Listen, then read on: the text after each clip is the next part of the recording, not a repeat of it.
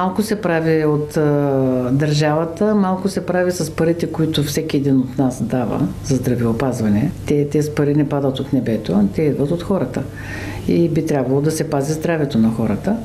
Но аз мисля, че само се говори за профилактика на болестите, само се говори за превенция на здравето, както сега е модерно да се говори, но почти нищо не се прави по въпроса. Защото една програма като нашата или други програми, занимаващи се с природолечение, с обучение на децата от манички и на хората вече като по-големи, да разберат, че е изключително важно за здравето да се хранят правилно, природосъобразно, да се движат, да са повече на открито, на чист въздух. Това го няма.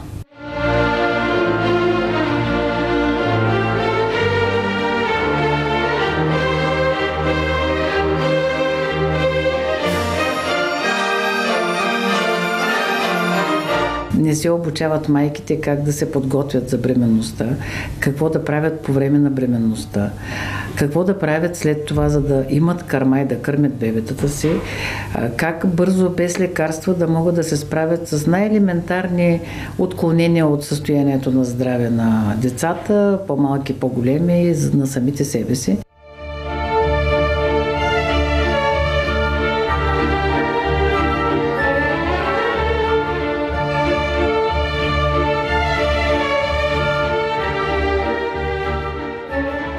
Много сме далеч от времето, когато ще стане това, което преди векове е ставало в Китай. Там доктора е получавал парите си само тогава, когато всички в семейството са здрави.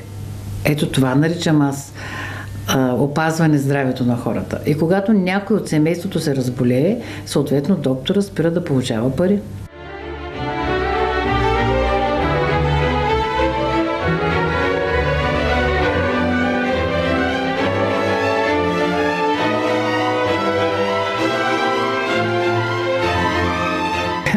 Аз не виждам грижа за хората и за здравето на хората в никакъв случай. Правителствата, които се сменят и които всички обещават, че ще се грижат за хората, че хората ще бъдат главната им грижа, нали? Не сътворяват и не утвърждават законите необходими, за да се случи това.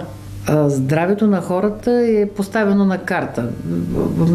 Продават се всякакви видове абсолютно доказано вредни храни, напитки и срещу това не се противопоставят властимащите.